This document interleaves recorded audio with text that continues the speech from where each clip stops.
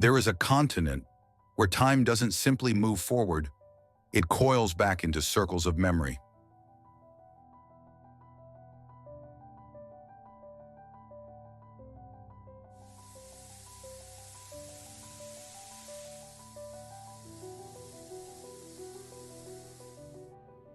Where the ancient isn't buried, but still alive, in stone, in temples, and in the eyes of its people.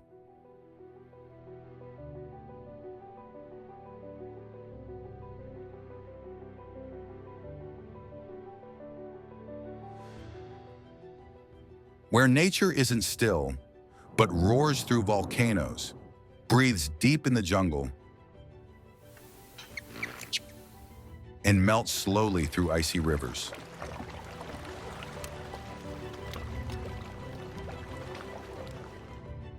This is the Americas.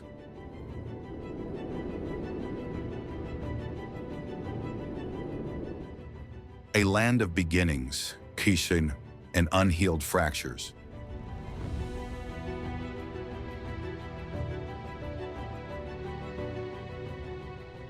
From forgotten civilizations to cities born of hope and exile.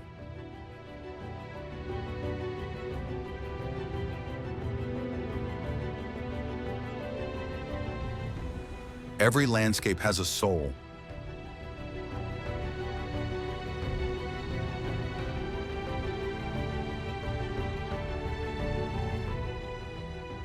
Every soul, a legend waiting to be told. And this journey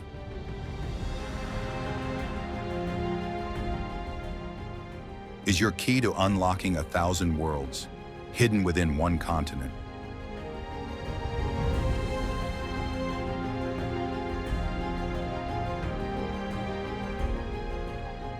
So tell me, where will you begin?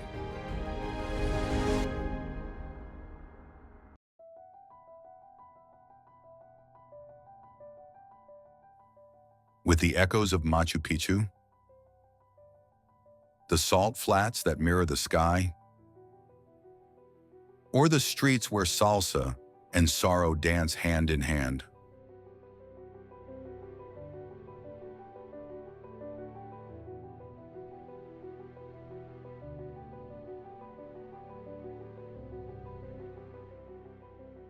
Come with me, from north to south, across 20 untold stories, 20 heartbeats sync to the rhythm of this land.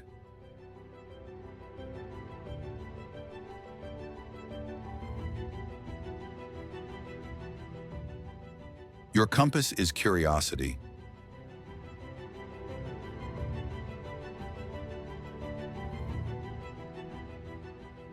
The map, rewritten with every step.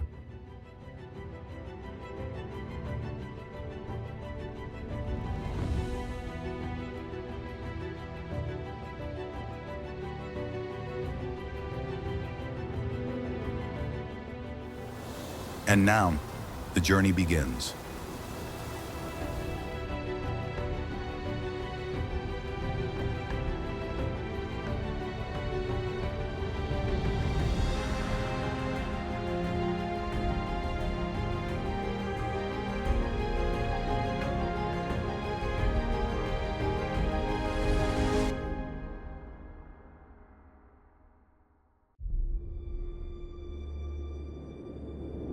Bolivia, one of the most unique countries in the world when it comes to altitude. This land seems to have all the highest things on the planet, the highest city in the world, the highest lake, the highest forest, the highest stadium, and, notably, the highest country in the world.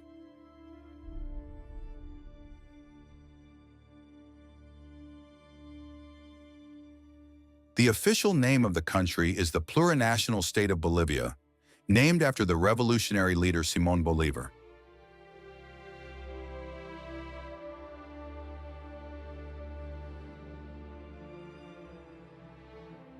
Bolivia is a landlocked country located in the heart of South America.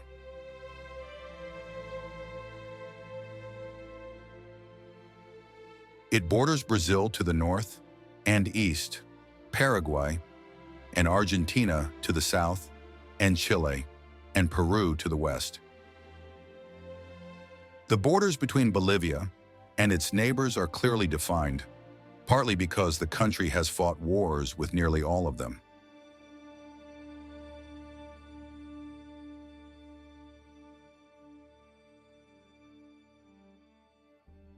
Even Paraguay, a small nation, once had a conflict with Bolivia.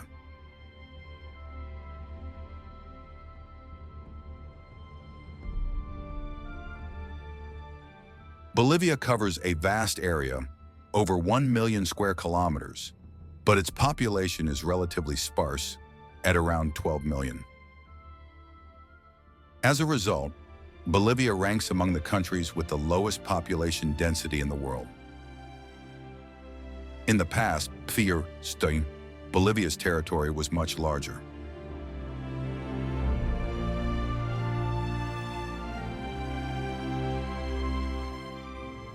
It once had the littoral province, its only strip of land providing access to the ocean. The 10th star on the Bolivian flag still symbolizes this lost territory. Chile seized this coastal region, Brazil took part of the northeast, and Paraguay claimed a portion in the southeast.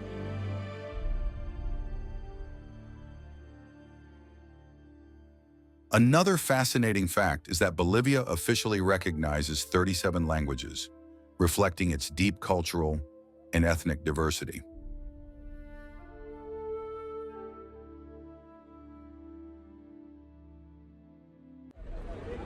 Still, Spanish remains the most commonly spoken language.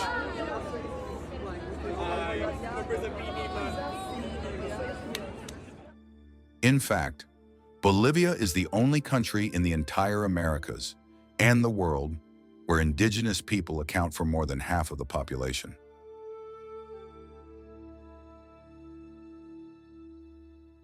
About 30% of the population is mestizo, of mixed indigenous and European descent, and 15% are white.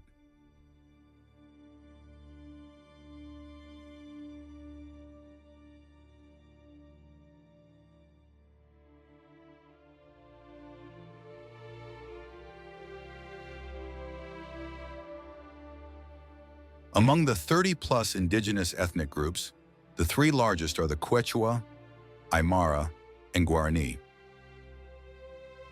The Quechua and Aymara mostly inhabit the Western Highlands, while the Guarani and Amazonian tribes live in the eastern lowlands and forests.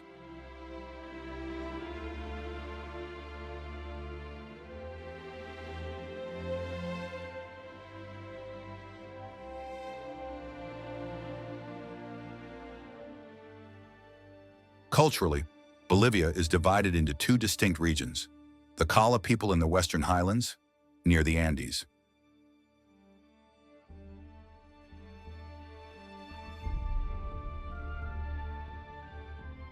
The Kamba people in the eastern forest regions.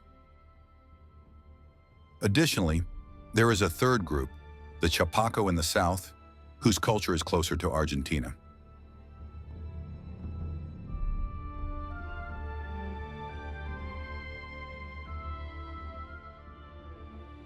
The two main groups differ significantly in clothing, rituals, and lifestyle, shaped by the stark contrast between their ecosystems. A notable detail, indigenous women in Bolivia often wear small bowler hats, while Peruvian women tend to wear wide-brimmed Western-style hats.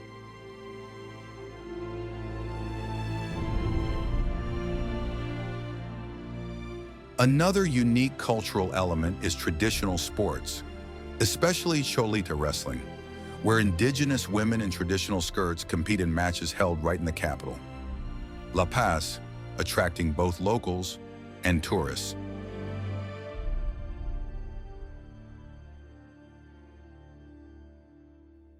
The country's terrain is highly distinctive.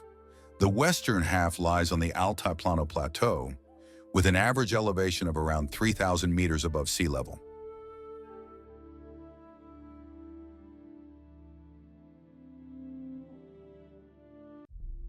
In many parts of the world, such an altitude is considered unsuitable for human habitation.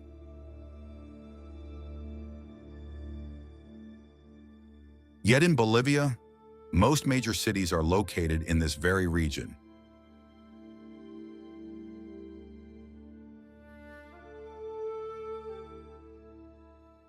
Even more remarkably, Bolivia has two capitals.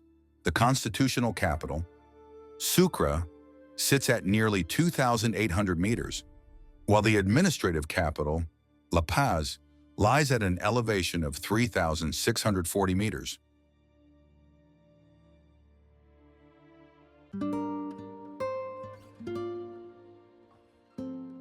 La Paz is not only one of the highest capitals in the world, but also the most populous city in Bolivia.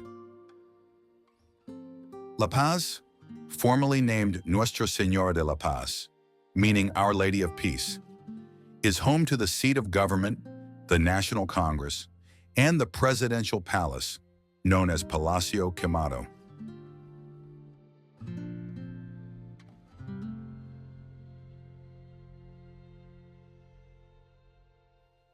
Meanwhile, Sucre serves as the constitutional capital, housing the Supreme Court. After China annexed Tibet, La Paz became the highest capital city in the world, situated at an altitude of approximately 3,700 meters above sea level.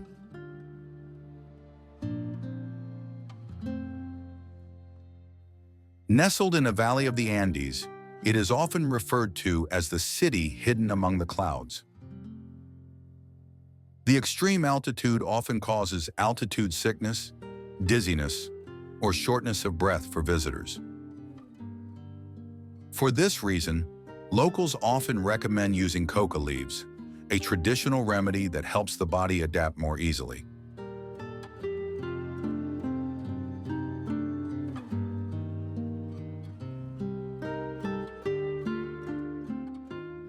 These leaves can be brewed into tea, chewed raw, or dried for use. In La Paz, water boils at about 190 degrees Fahrenheit, making cooking more challenging than usual. Low atmospheric pressure also affects technology. For example, many plasma televisions cannot function properly at this altitude.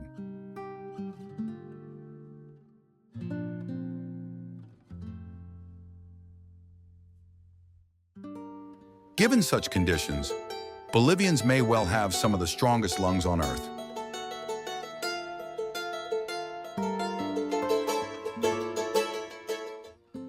For visitors unaccustomed to high altitudes, the most valuable advice is bring an oxygen tank.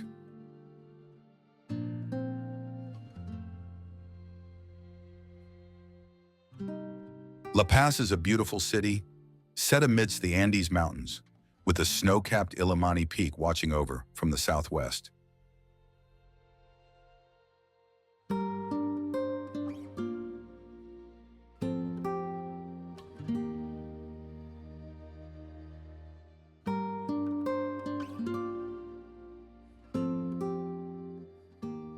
With a population of around 835,000, La Paz stands as Bolivia's foremost political and commercial center.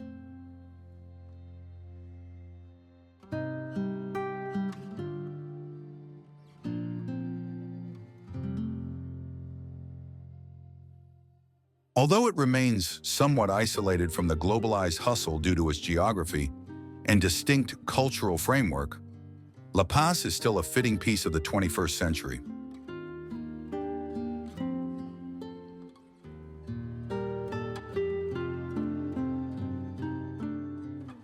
Increasingly vibrant and cosmopolitan, the city attracts international visitors throughout the year.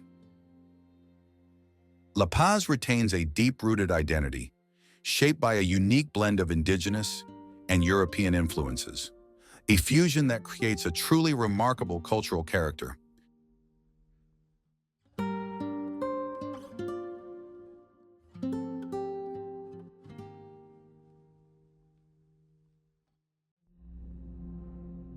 Another remarkable place that should not be missed in La Paz is the Witches' Market, a spiritual bazaar filled with curious and mystical items, dried animal remains, charms, folk remedies, and ritual objects used in traditional Aymara ceremonies. This market reflects the deep-rooted beliefs of the indigenous people, a space where science and spirituality still coexist. A visit to the Witches' Market often leaves visitors startled. On the vendor stalls, one may find a variety of unusual objects, dried animal parts like chicken feet, snake skins, and especially the preserved fetuses of baby llamas.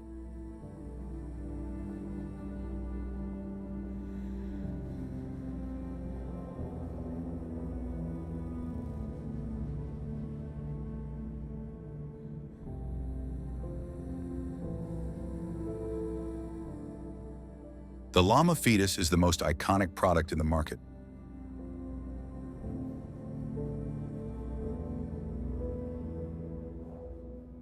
These relatively large specimens are widely used across the country and are buried beneath the foundations of new buildings as offerings to the goddess Pachamama.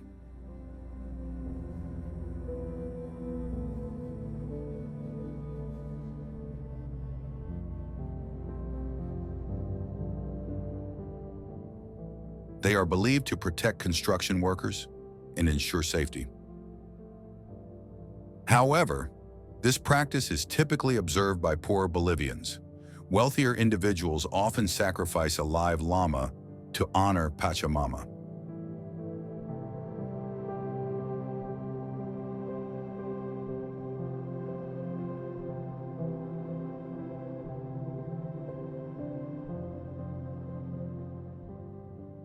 To Bolivians, these items are not merely goods.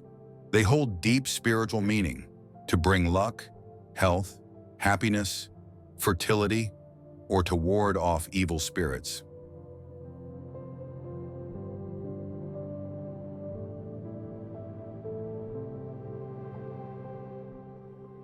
So who is Pachamama?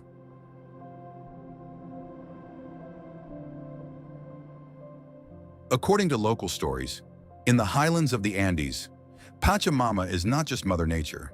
She is the entire planet, life itself, the origin of all things.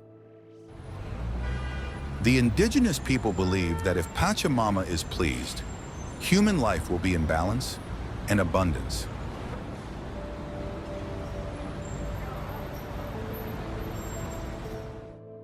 This belief is why offering in rituals for blessings, harvest, health, and fortune remain an essential part of spiritual life.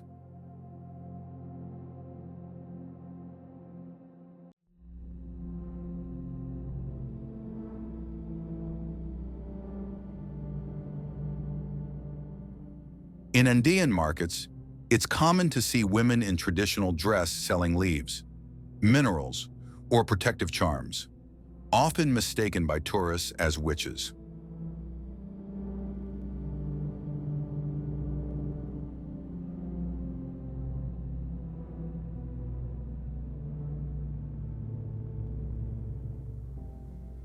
But to the locals, they are chayas, women who carry ancestral knowledge passed down from mother to daughter through generations.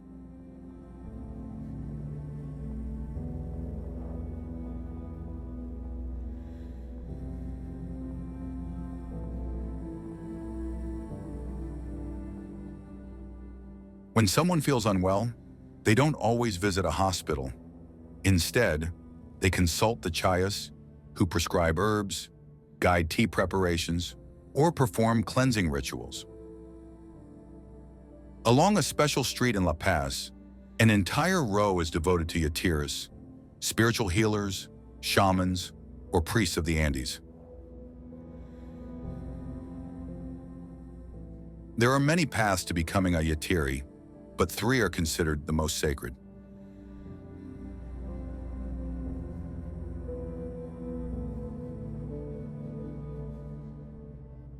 First, being struck by lightning, a phenomenon not uncommon in these high mountains.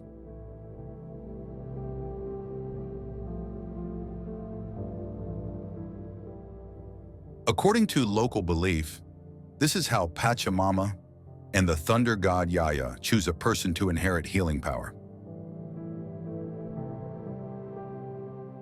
Those who survive a lightning strike are seen as reborn and believed to carry special energy.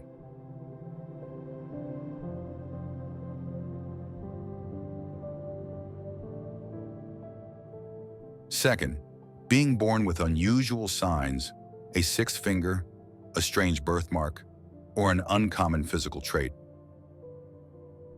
In Western culture, these may be seen as abnormalities, but to the people of the Andes, they are marks from Pachamama, a divine calling to serve.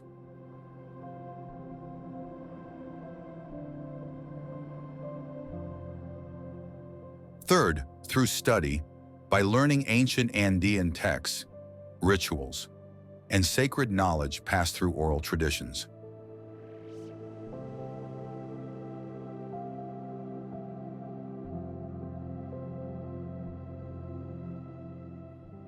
In Bolivia, the spirit of Pachamama is still alive, in the streets, in the markets, and in a mystical worldview that modern science may struggle to explain, but one that the indigenous people have always deeply believed in.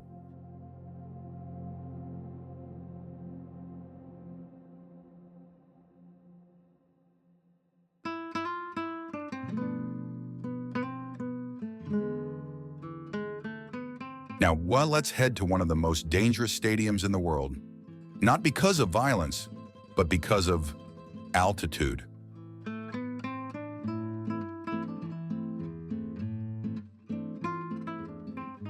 In Bolivia's capital city of La Paz stands Estadio Hernando Siles, the home ground of the Bolivian national football team.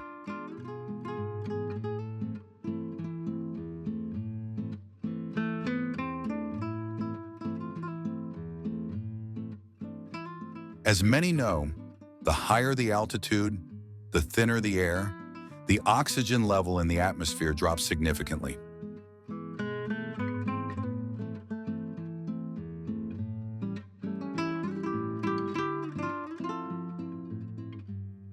For those unaccustomed to it, playing here can become a nightmare. Players from visiting national teams have repeatedly complained about fatigue, dizziness, and shortness of breath during matches.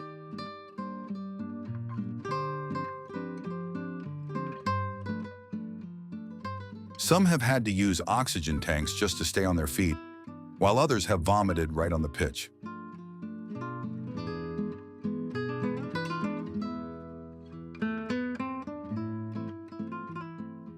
Meanwhile, Bolivian players are perfectly comfortable, and that gives the home team a significant advantage.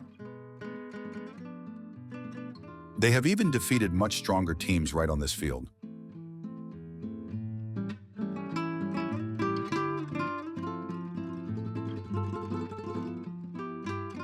Estadio Hernando Siles sits at 3,601 meters above sea level, making it one of the highest stadiums in the world, and perhaps the most infamous for its elevation.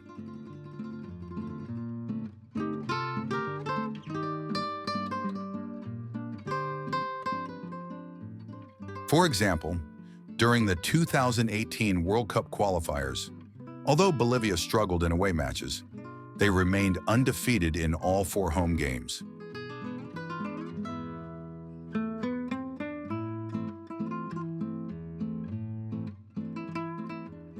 They beat Argentina, Brazil, Chile, and Mexico, all on this very ground.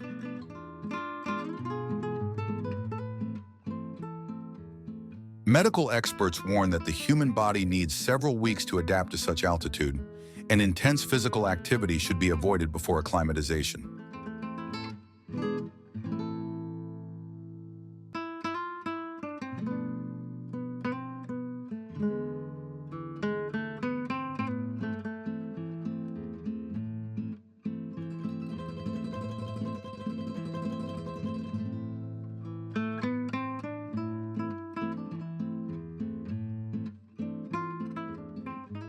Yet Bolivia continues to use this stadium as their home turf. And they've adapted to its harsh conditions as if they were born to play on the roof of the world.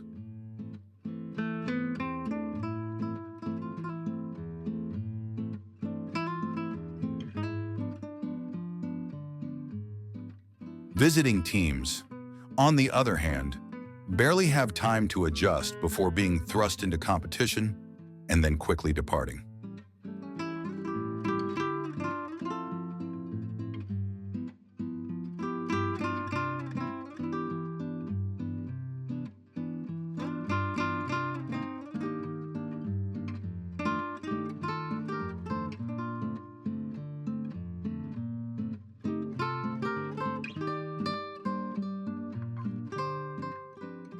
And that has become one of Bolivia's silent weapons, marking their name on the global football map through sheer altitude and extraordinary lungs.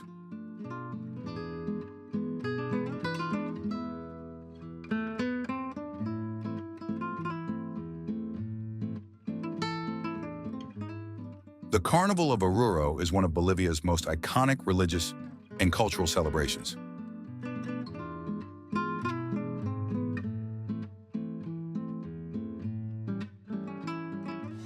Originally rooted in indigenous tradition, the festival was later adapted to incorporate Christian rituals centered around the Virgin of the Succabon.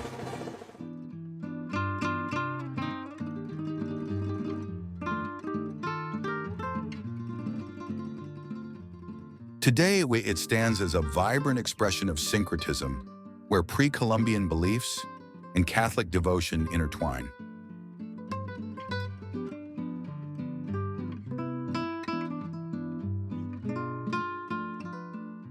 Recognized by UNESCO as a masterpiece of the oral and intangible heritage of humanity, the carnival is a national treasure. During the celebration, more than 48 folk dance troupes specializing in 18 different traditional dances make a pilgrimage every Saturday of the festival to the sanctuary of the tunnel. Leading the procession is the iconic Diablada, or Llama Llama, dance, which has become the signature performance of the carnival.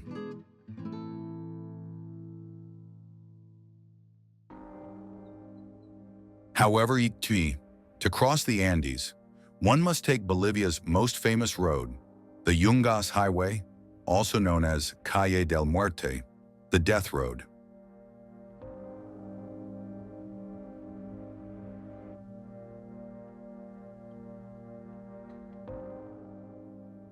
It is considered one of the most dangerous roads in the world.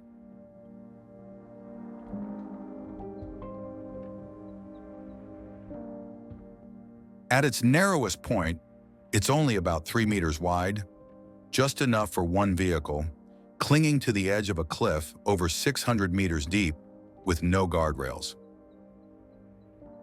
Yet it remains a two-way road. Vehicles must use small passing bays spaced hundreds of meters apart to maneuver around each other.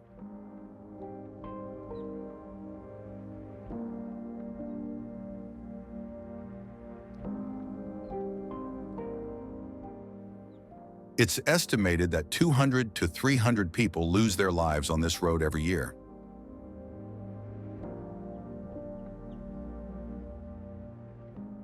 Ironically, what was once a traffic nightmare has now become one of Bolivia's top tourist attractions, a destination to test one's limits while admiring some of the most dramatic scenery in South America.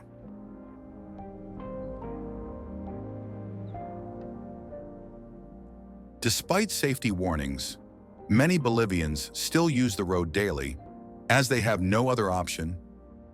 More recently, the country has developed a modern cable car system in La Paz, making transportation easier and safer. It is also one of the longest urban cable car networks in the world. Bolivia is also home to one of the world's largest butterfly sanctuaries, spanning 24 hectares and open year-round. Over 1,000 butterfly species thrive here, likely thanks to the region's unique altitude and climate.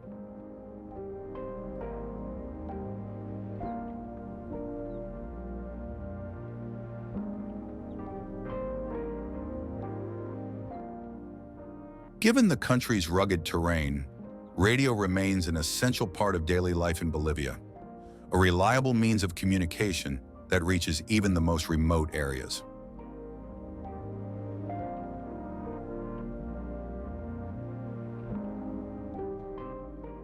Bolivian culture, between indigenous roots and Spanish influence.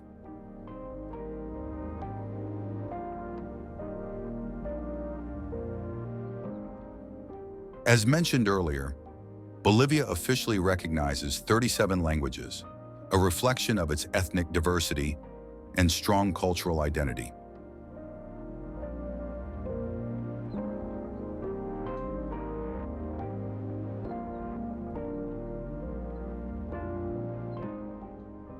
Bolivian culture is a blend of indigenous traditions, from the Quechua, Aymara, Guarani, and others, with enduring influences from Spanish colonial rule.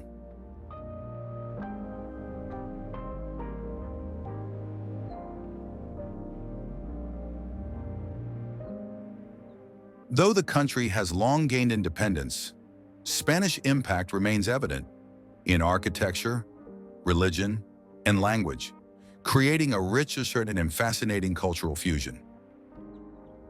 Just beyond the bustle of La Paz, about 18 miles southeast, rises one of Bolivia's most hauntingly beautiful landscapes, Valle de las Animas, the Valley of Souls.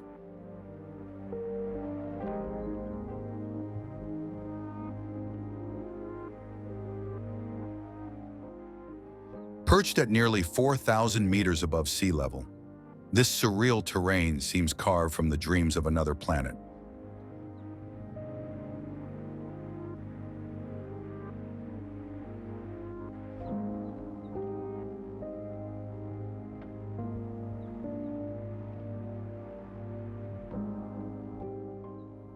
Here, time and erosion have sculpted jagged towers of stone and clay into a dense, vertical labyrinth, spires reaching 100 to 230 feet into the sky, like a petrified forest frozen mid-ascent.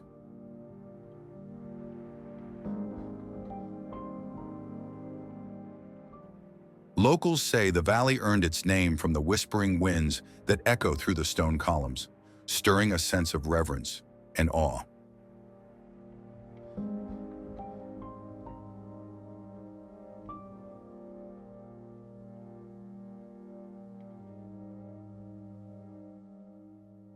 Trekkers are drawn to its silence and drama. A 7.2-kilometer trail winds through peaceful lakes, steep ridges, and narrow ledges, offering sweeping views of the Cordillera Real in the distance.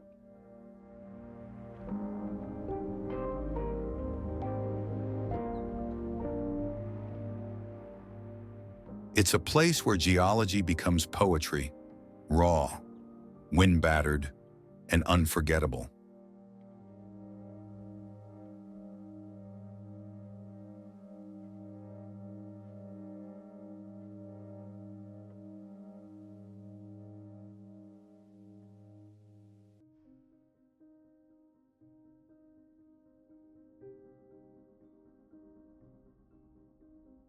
Now, let's explore one of Bolivia's most extraordinary landmarks, Lake Titicaca, not to be confused with tiki-taka, the famous football style of Barcelona.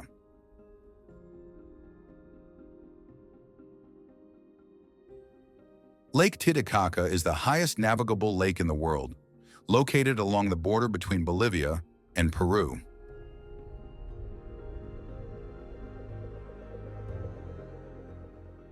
According to legend, the name Titicaca comes from the Aymara language of the indigenous people, meaning rock of the wild cat, with Taiti meaning wild cat and Caca meaning rock.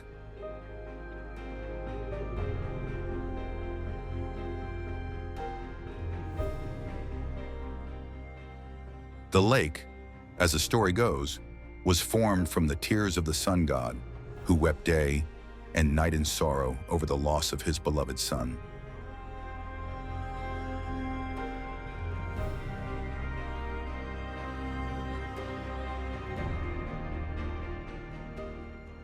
His tears gathered, and gave birth to the Great Lake.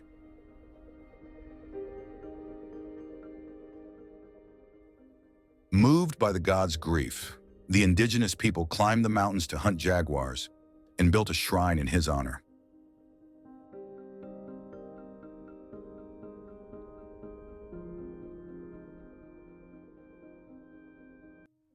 They placed a large stone inside, shaped like a jaguar, to serve as a sacred offering. Thus, the place came to be known as the Stone Puma.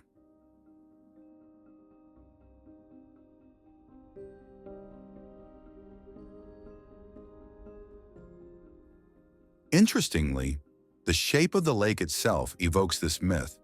Lago Grande, the larger basin, resembles a puma in pursuit, while Lago Pequeño, the smaller basin, looks like a rabbit fleeing from danger.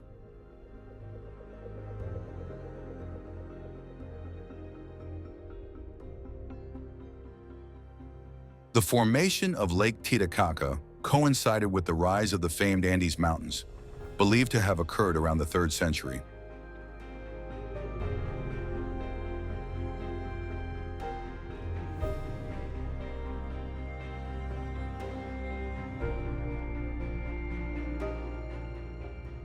During a massive tectonic upheaval, some parts of the land were pushed upward to form high and low mountain ranges, while others cracked and sank, giving birth to the lake.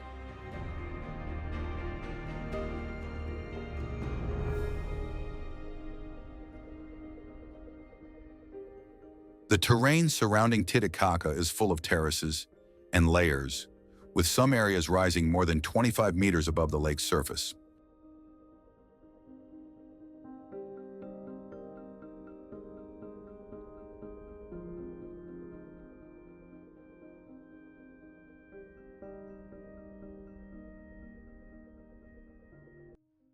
Its climate also varies significantly, creating a striking landscape of desert, steppe, and numerous salt-filled ponds and small lakes scattered across the plateau.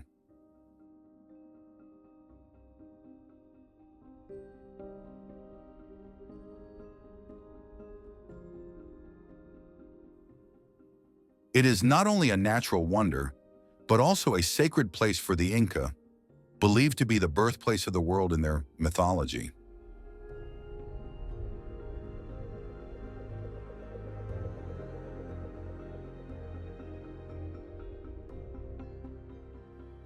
Lake Titicaca is one of the most remarkable lakes on Earth.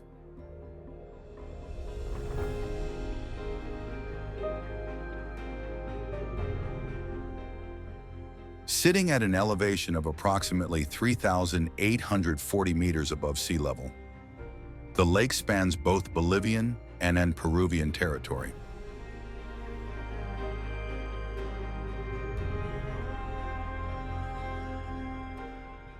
Covering an area of more than 8,200 square kilometers, it ranks among the largest freshwater lakes in the world and holds the title of the highest navigable lake on the planet.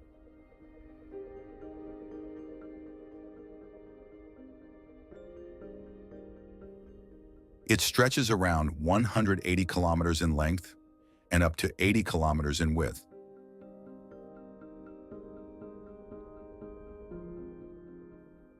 Its average depth is about 40 meters, with the deepest points reaching up to 200 meters. Titicaca is renowned not only for its vast scale, but also for its mysterious legends and unique lake-dwelling communities. The Uros, an indigenous people, built floating islands from totora reeds, a plant that grows along the lake's shores.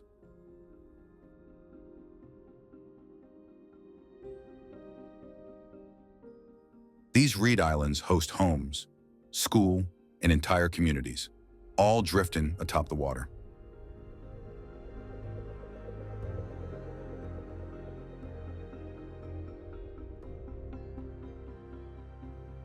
Lake Titicaca has inspired countless scientists, biologists, and archaeologists.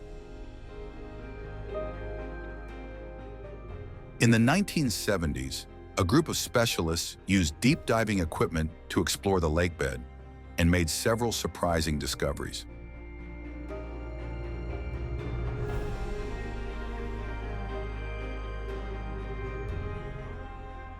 They documented the presence of a giant species of frog living in the lake's depths, weighing over 1 kilogram, with rough, multicolored skin, and nearly blind due to living permanently in underwater darkness.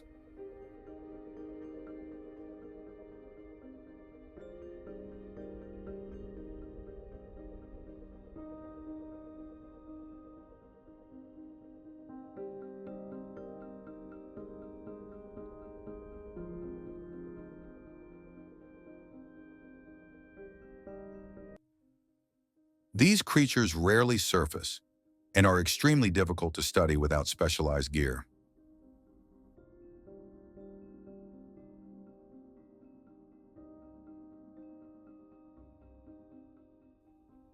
Moreover, archaeologists discovered ancient artifacts, golden objects, ceramic vessels, and even the submerged remains of a stone temple. However, excavation efforts faced opposition from local residents, who feared that disturbing the lakebed would anger the spirits, potentially bringing natural disasters to the region.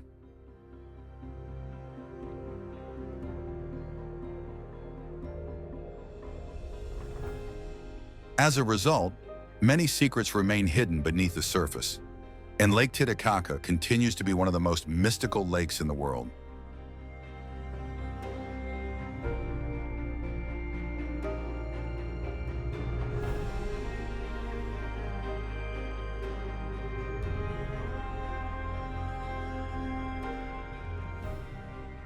Normally, few travelers spare a thought for Copacabana, the lakeside town of Bolivia, when wandering through South America.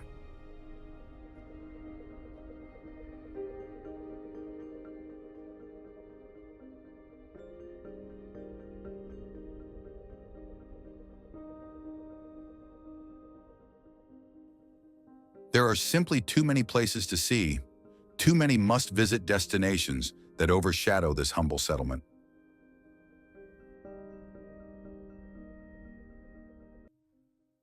Were it not for Lake Titicaca, Copacabana might have slipped entirely into obscurity.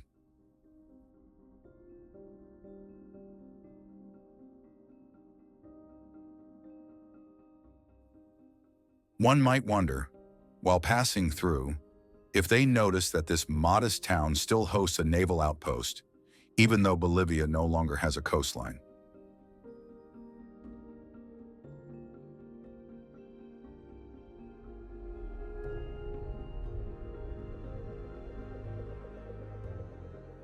This detail often escapes visitors, as it once did for me, until a conversation with a lodge owner on Isla del Sol brought history to life.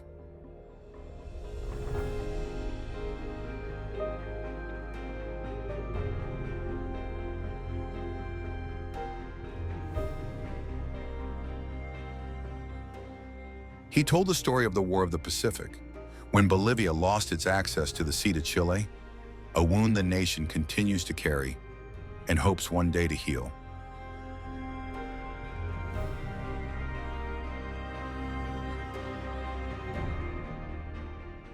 Setting aside that story of past conflict between Chile and the Bolivia-Peru alliance, we return to Copacabana.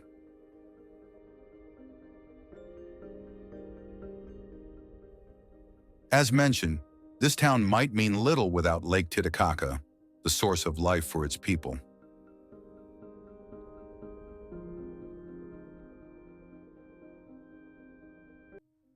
Most travelers come here only to board boats to Isla del Sol or Isla de la Luna.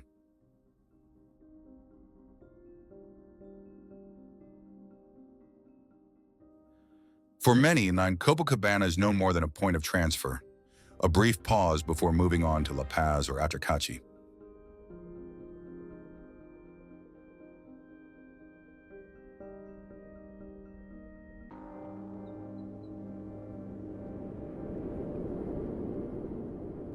However, no mention of Bolivia would be complete without Salar de Uyuni, the largest salt flat in the world, often called the mirror of the Earth. During the dry season, it becomes a vast expanse of pristine white salt stretching endlessly to the horizon.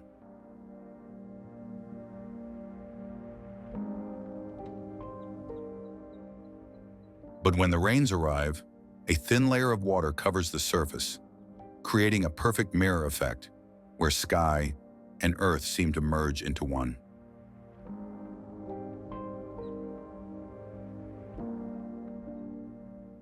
Uyuni is not only a legendary destination for surreal photography, featured in many international films and music videos, but also a region rich in geological history.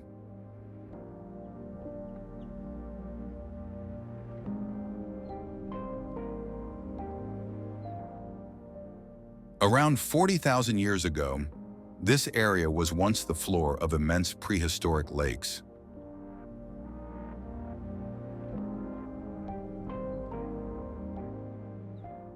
As the waters evaporated, thick layers of salt accumulated, forming a surface so flat that the elevation difference across the entire expanse is less than 1 meter. Rising from the heart of the salt desert are a few strange islands, once the peaks of ancient volcanoes submerged during the time of Lake Minchin.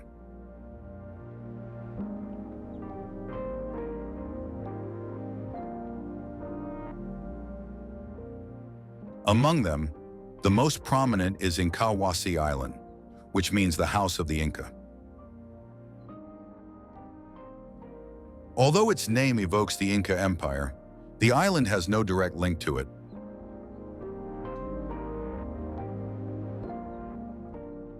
According to legend, one of the earliest settlers here had the nickname Inca, and the island was named in his honor.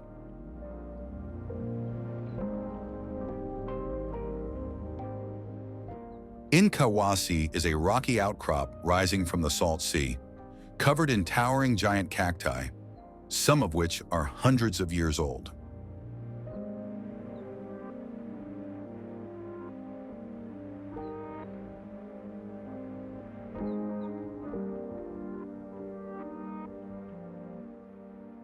A few have lived nearly 900 years, standing like silent witnesses to time.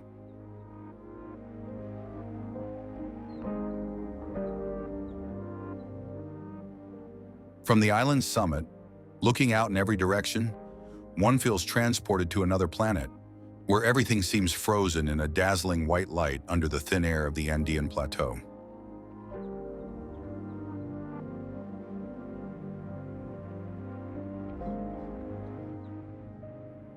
Not far from Incahuasi Island, in the middle of the blinding white emptiness that feels otherworldly, stands a construction that amazes every visitor, a hotel made entirely of salt.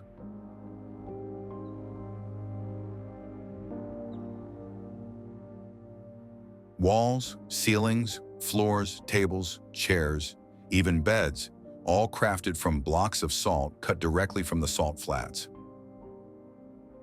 It's called the Palacio de Sal, the Salt Palace, a masterpiece of creativity built in the early 1990s using more than 1 million compressed salt bricks.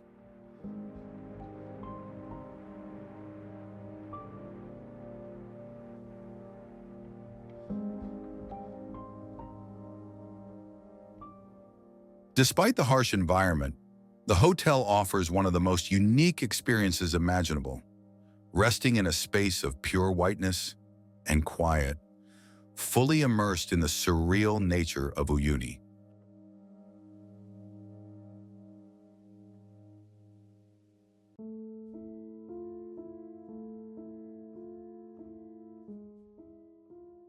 Leaving behind the endless white of Salar de Uyuni, the journey continues deeper into Bolivia's southwest, where the Altiplano transforms into a surreal, untamed realm. Here, among desert plains at dizzying altitudes, where volcanoes exhale smoke and boiling mud bubbles beneath drifting snow, emerges a rare natural marvel. Laguna Colorada, the Red Lagoon.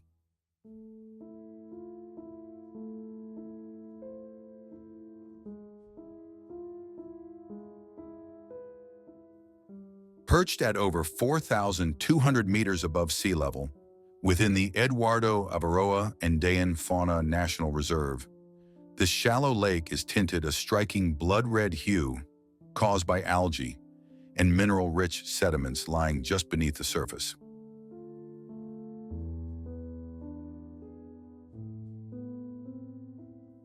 Surrounding the lake are ghostly white islands of borax deposits, rising against the crimson water to create a dreamlike palette, where light, earth, and biology seem to merge into one visual symphony.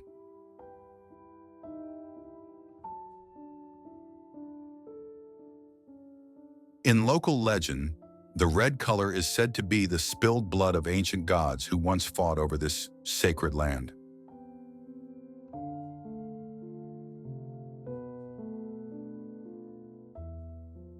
The lake's extreme salinity and vibrant ecosystem have turned it into a sanctuary for flamingos.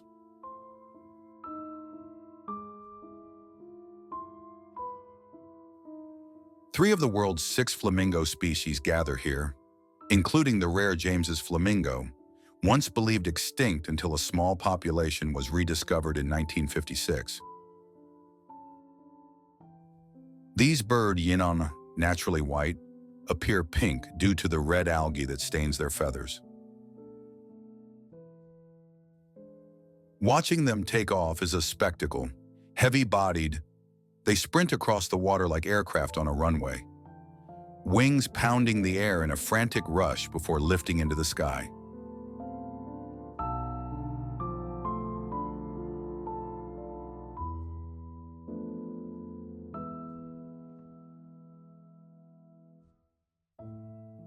For photographers, it is a landscape drawn from dreams.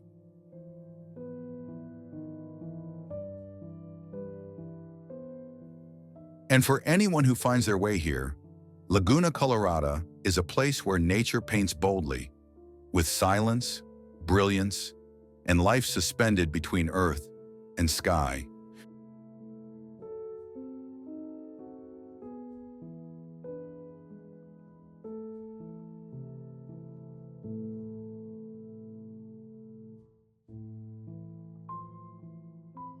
Laguna Verde, one of Bolivia's most famous and breathtaking destinations, is a natural wonder that captivates visitors with its wild, mysterious beauty.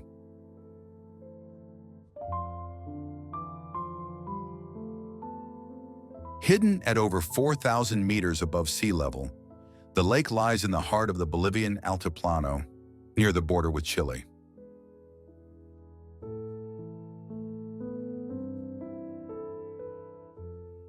Although its name means green lagoon, Laguna Verde doesn't always appear emerald.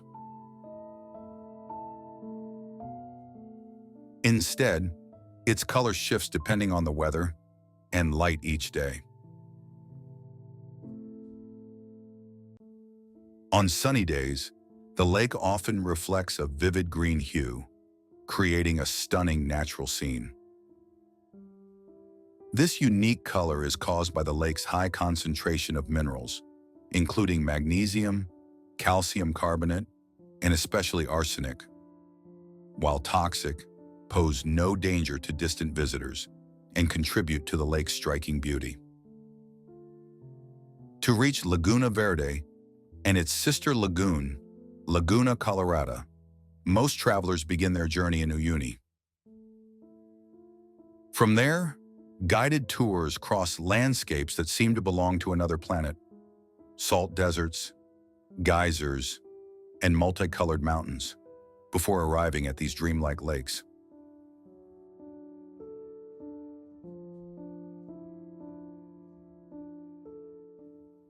These expeditions offer not just a glimpse of rare scenery, but a journey through a unique ecosystem where sky and earth appear to meet. What makes Laguna Verde especially compelling is its backdrop of limestone peaks and its crystal-clear waters, perfect for admiring the towering volcanoes that frame it. Snow-covered mountains around the lake complete the picture, forming a majestic, almost otherworldly landscape.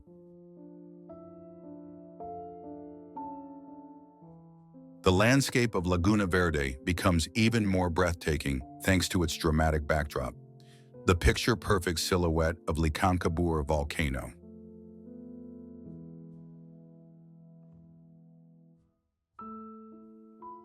Towering at 5,916 meters, this iconic peak adds a striking vertical accent to the lake's surreal palette. The name Licancabur means Mountain of the Lican people, referring to the ancient community that once lived at its base, now the region of San Pedro de Atacama.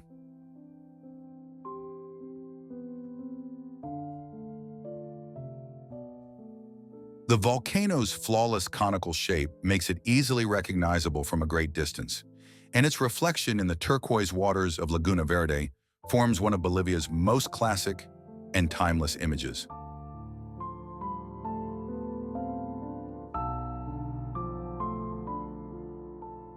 Licancabur has also drawn the attention of scientists.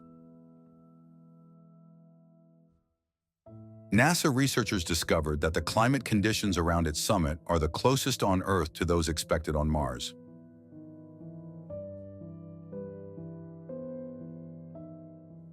For that reason, Licancabur became a testing ground for Mars-bound exploration robots, a volcano-turned-interplanetary training site.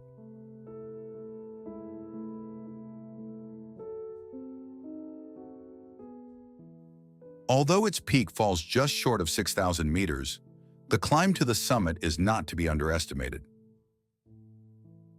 The ascent begins at an already formidable altitude of 4,600 meters, requiring a gain of nearly 1,300 meters. For those acclimatized, the hike takes around 8 hours on a mostly scree-covered trail. At the crater rim, trekkers are rewarded with an astonishing sight, a frozen crater lake, one of the 5 highest lakes in the world. A rare spectacle that justifies every step. The path to the summit is challenging, though it doesn't require technical climbing.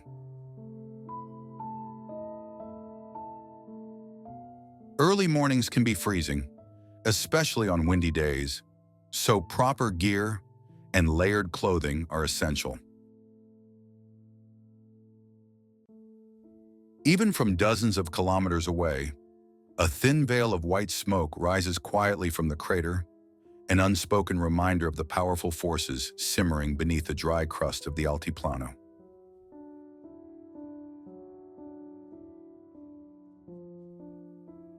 Twisted rock formations, carved by wind and time, scatter across the crimson sands, guiding the way northwest, where the hazy outline of Volcan Olagu begins to emerge through the highland dust, like a mirage shaped by fire and silence.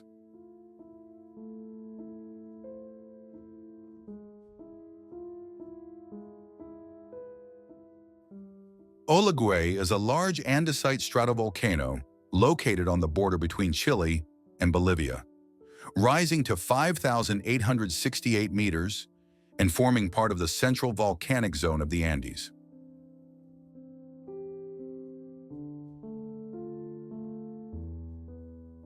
Its summit features a south-opening crater with a western rim marked by young lava domes and an active fumarole visible from a distance.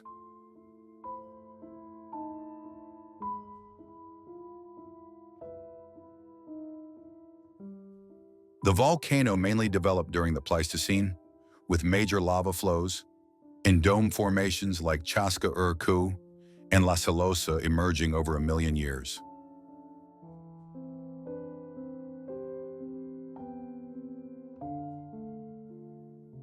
A dramatic flank collapse reshaped the volcano, sending debris into a salt pan and creating a split landscape later refilled by younger lava flows and domes in the Santa Cecilia series.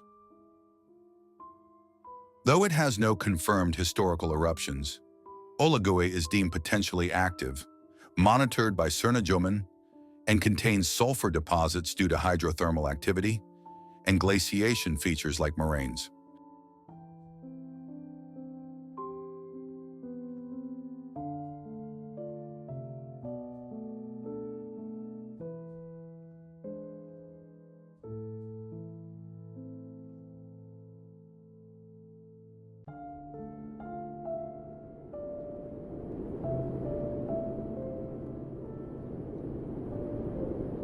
From the windswept highlands of Laguna Colorada, the journey turns eastward, descending into gentler valleys, where the air grows softer and the light takes on a warmer hue.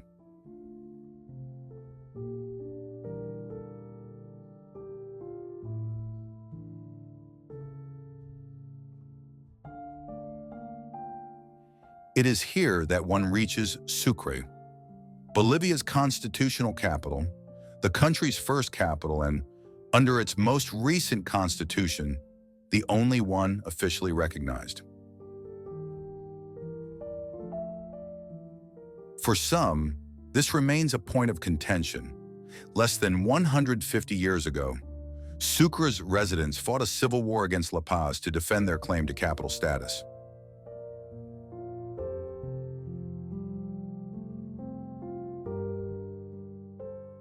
Located at nearly 2,800 meters above sea level, Sucre feels far removed from the harshness of the high plains. Known as La Ciudad Blanca, the White City, it glows in the Andean sun with whitewashed facades, red-tiled rooftops, and quiet colonial courtyards.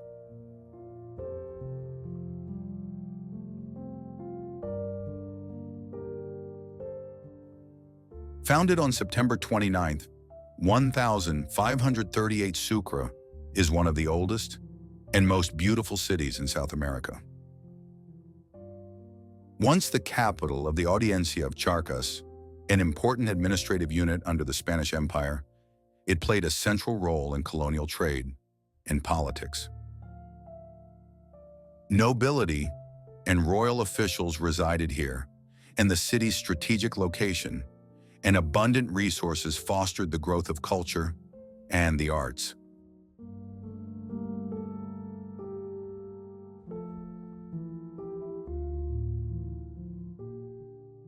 On August 6, 1825, following the War of Independence from Spain, Sucre became the capital of the newly formed Republic of Bolivia.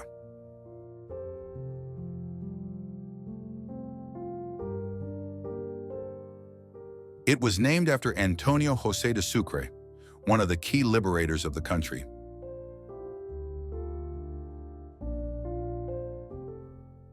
Sucre remained the official capital until the seat of government was moved to La Paz in 1898. Throughout its history, Sucre has witnessed key moments in Bolivia's national story.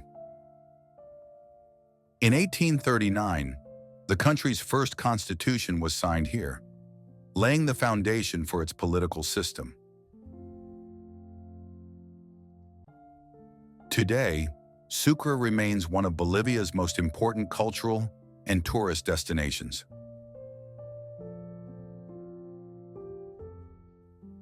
No visit would be complete without a walk through Plaza 25 de Mayo, the city's central square, and arguably the most beautiful in Bolivia.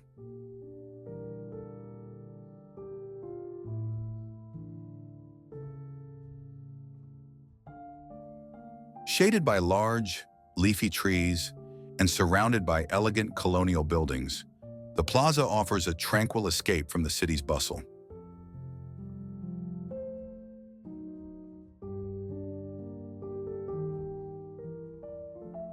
Fountains, statues, and manicured gardens divide the square into welcoming sections that feel more like a park.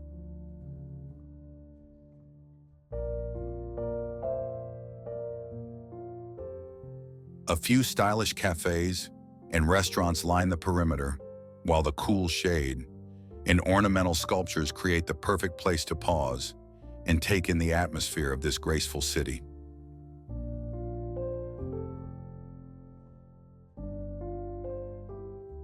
During colonial times, Sucre's central square was the focal point of the city, encircled by its most significant governmental, religious, and civic buildings.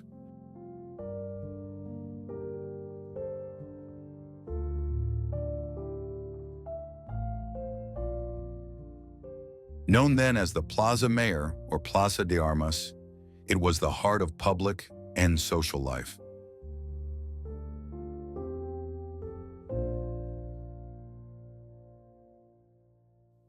Remarkably, the square has retained both its original dimensions and its rectangular form.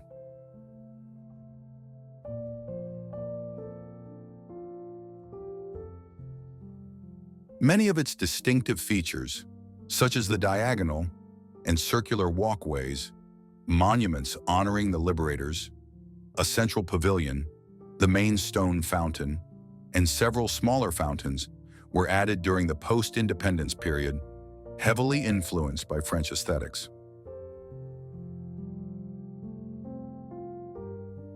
Traditionally, the plaza was a favorite place for courting.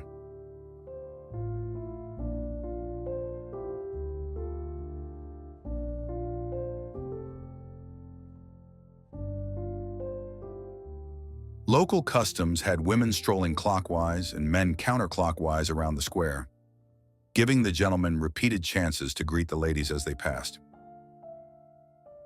These old traditions contribute to the enduring charm and romantic atmosphere of the plaza today. Sucre fades behind us like a delicate antique painting, its sun-worn white walls gently dissolving into the wind.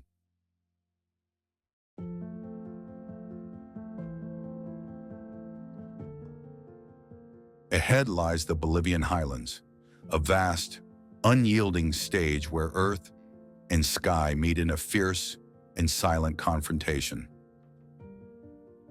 Potosi is one of the highest cities in the world, sitting at over 4,000 meters above sea level.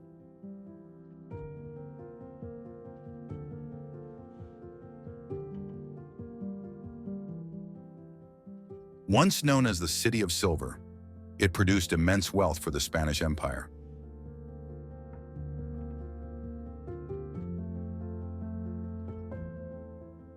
From the 16th century onward, Cerro Rico, meaning rich mountain, became the colonial empire's economic heart.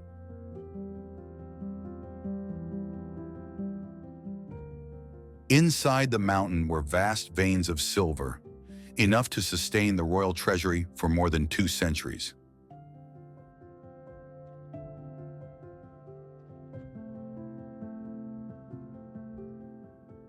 Potosi was so prosperous that the phrase "as rich as Potosi" became synonymous with unimaginable wealth.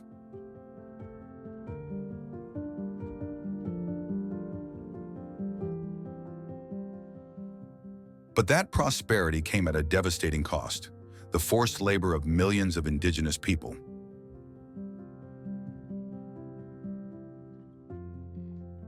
Under Spanish rule, miners worked in suffocating darkness, without light, without air, and without hope.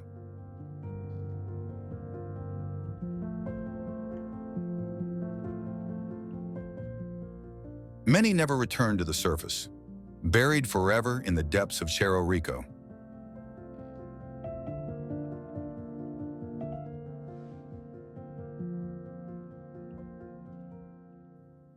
By the time Bolivia gained independence in 1825, most of the mountain silver had been depleted. Yet many residents of Potosi still return to the mines, hoping to find remnants of silver, as if searching for a miracle. Today, Potosi is a city of contradictions, a dazzling UNESCO World Heritage Site that tells a deeply tragic tale.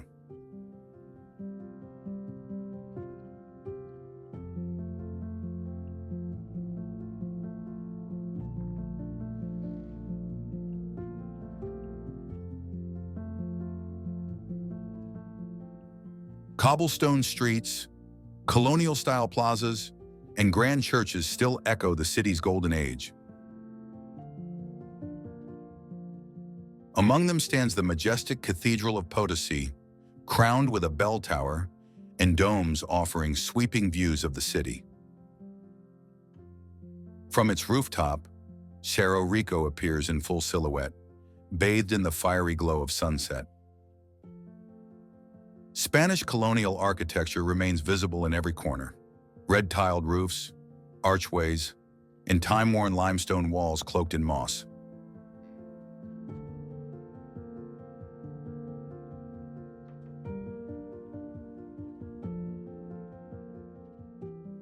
The historic center is home to plazas, museums, and relics from the old treasury and silver mint.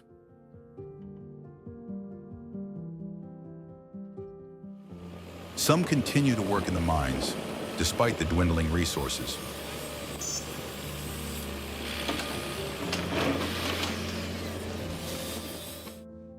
Before entering, miners chew coca leaves to stay alert and combat fatigue. They also carry lipta, an alkaline catalyst similar to baking soda, helping the body absorb the alkaloids from coca.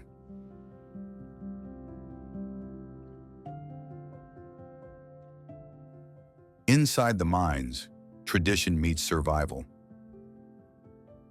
Miners make offerings to El Tío, the god of darkness, and metals, with strong alcohol and unfiltered cigarettes. This belief is still alive among them, forming a sacred bond between ancestral ritual and daily endurance.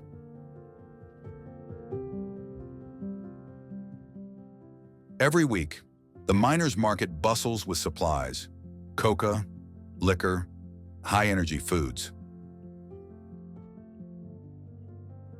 A miner's breakfast can total over 4,000 calories, including meat soups, potatoes, bread, and hot dishes.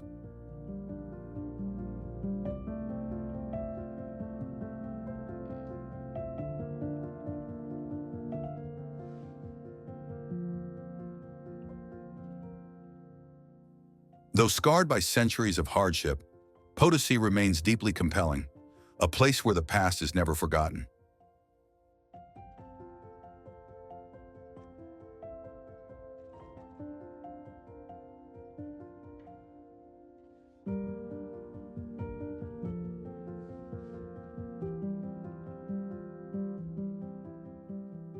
It is where beauty, tragedy, and resilience coexist, turning every step into a story waiting to be told.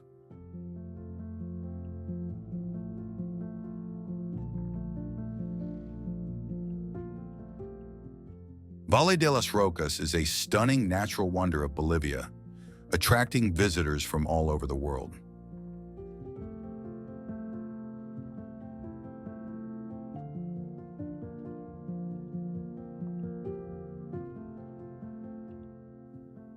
Located in the Bolivian highlands, in the province of Potosí, this valley sits at an altitude of over 3,000 meters above sea level. This place is famous for its strange rock formations and surreal landscape, shaped over millions of years by wind and water erosion.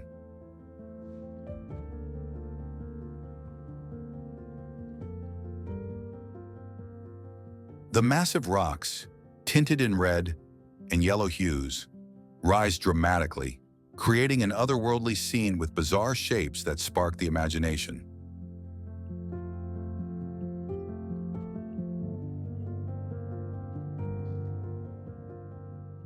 Among these rock formations are natural arches, hidden caves, and panoramic viewpoints that add to the valley's mysterious charm.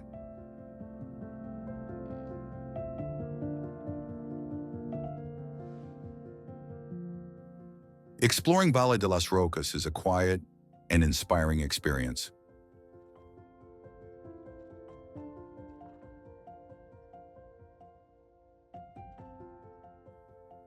The giant rocks stand tall like silent guardians, evoking a sense of awe and tranquility.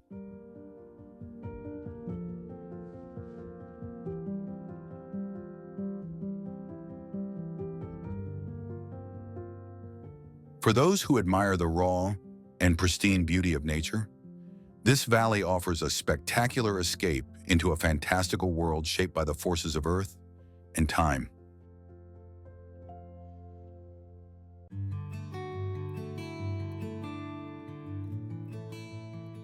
Amid the sun-drenched tropical lowlands, Santa Cruz de la Sierra emerges as a city where youthful energy meets deep historical roots.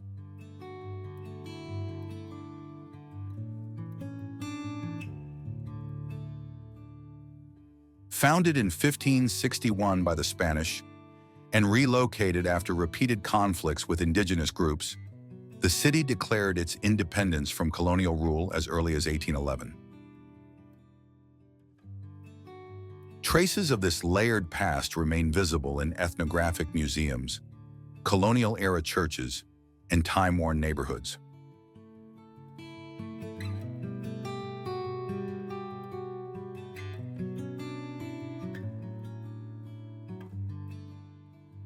Alongside these echoes of history, Santa Cruz pulses with life. Its bustling markets, soybean and sugar processing plants, and lively plazas reflect the city's modern vitality.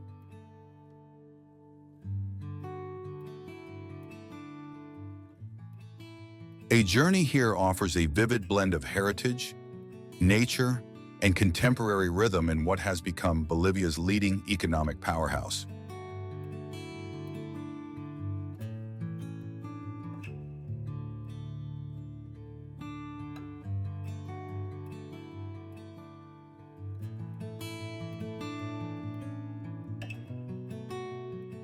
Ambaro National Park, located in the Santa Cruz department, is one of the most biologically diverse areas in Bolivia.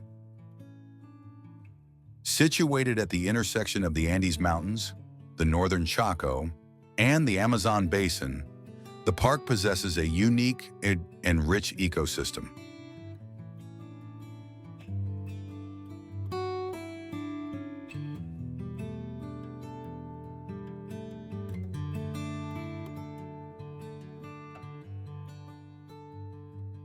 With elevations ranging from 300 to over 3,000 meters, it encompasses cloud forests, cactus forests, tropical rainforests, and wetlands.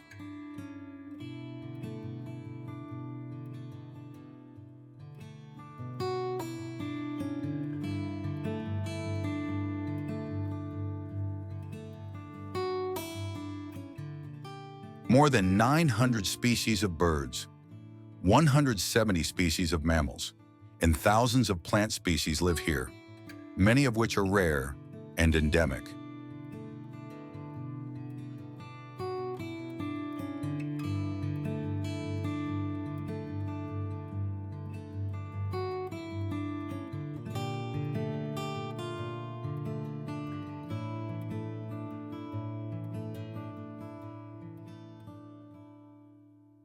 Protected since 1984, Ambaro is not only a paradise of nature, but also an important hub for research and conservation in the Andes Amazon region.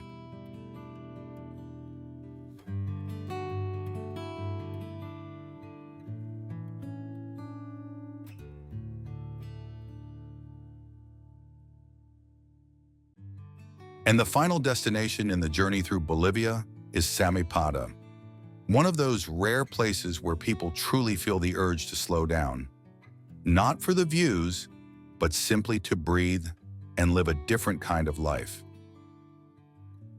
Nestled in a green valley at the foot of the Andes, this small village carries a gentle stillness, as if time flows more slowly here than anywhere else.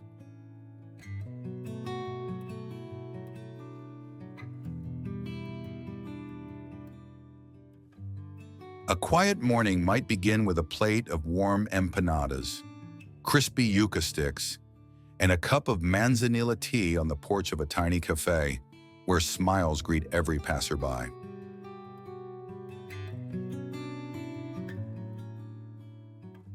Wandering through streets lined with colorful murals, handcrafted jewelry shops, and the soft echo of guitars from hidden corners feels like walking through a dream.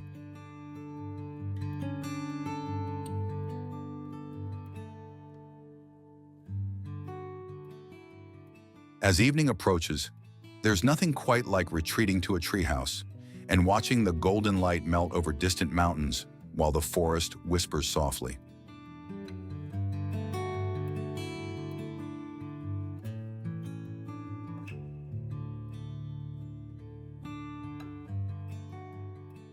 The path to El Fuerte, a pre-Inca rock temple tucked into the hills, invites reflection as ancient stones, and silent landscapes stir something deep within.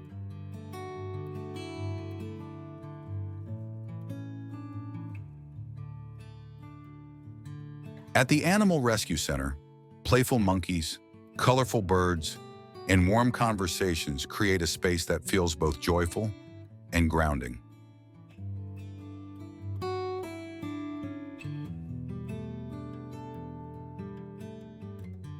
Thus comes the end of the journey through Bolivia, from crimson valleys and salt flats that stretch to the horizon. Bolivia reveals itself as a wild symphony of raw nature and deep-rooted culture. But the journey across South America is far from over. Crossing the Andes to the northwest lies another land waiting to be discovered, where the lost city of Machu Picchu rises through the clouds, and echoes of Inca rituals still drift along the Urubamba River.